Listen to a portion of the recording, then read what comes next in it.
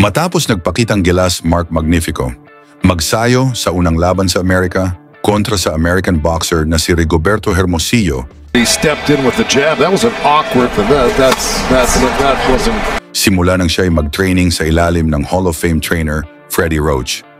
Tila ba nagustuhan ito ng mga American fans? Nakalipas lang ang 6 na buwan, muling lumaban si Magsayo sa Amerika, ngunit sa pagkakataong ito, makatapat niya ang matigas na American boxer na si Pablo Cruz. Hindi ito madaling laban para kay Magnifico. Dahil kilala si Pablo Cruz bilang technical fighter na may mabibigat na mga suntok. Gayunpaman, hindi na tinagdito si Magsayo sa harap ng mga fans ng kalaban. Halina't ating panoorin kung paano pinasuko ni Magsayo si Cruz sa laban.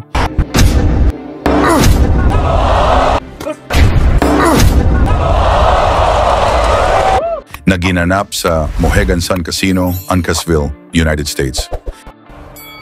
Sa pagsisimula ng unang round, agad na nagpakitang gilas ang dalawang boksingero sa palitan ng mabibigat na suntok.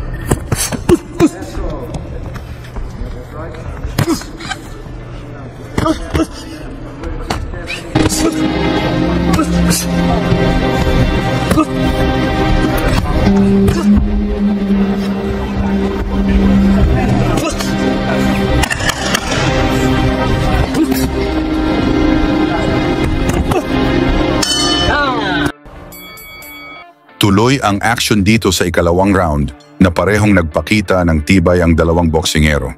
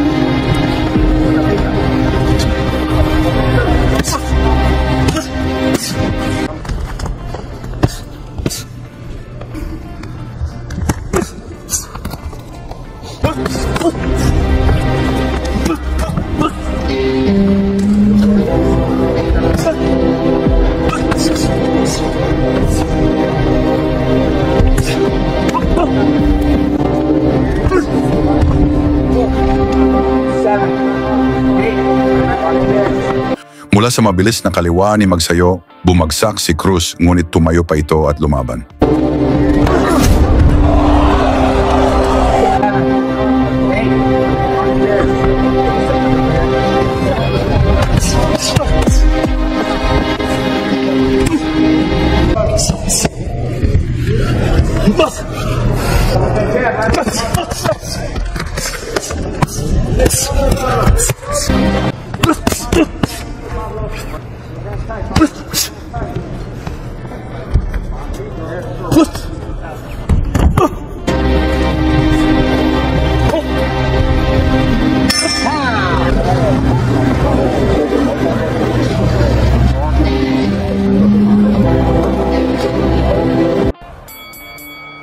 Sa pagsapit ng ikatlong round, mas solidong suntok ang pinapatama ni Magsayo, dahilan upang muling bumagsak si Cruz sa ikalawang pagkakataon. Gayunpaman, tumayo pa ito at ipinagpatuloy ang laban.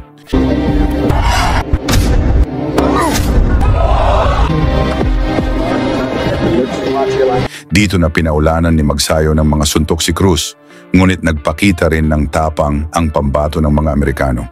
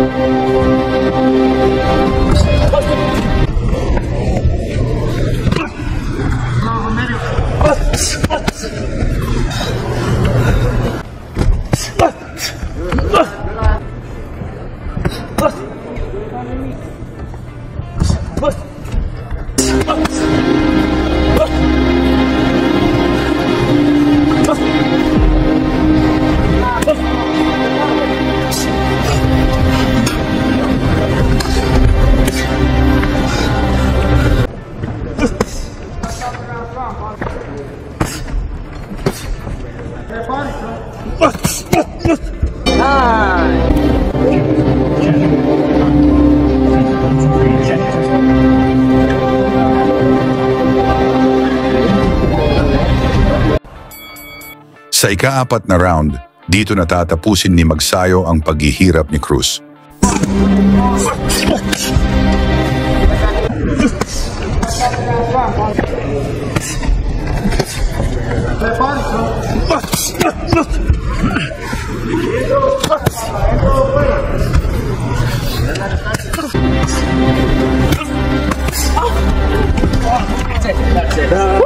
Mula sa mabilis na kombinasyon ni Magnifico, bumagsak muli si Cruz, dahilan upang itigil na ng referee ang laban para hindi na ito masaktan ng husto.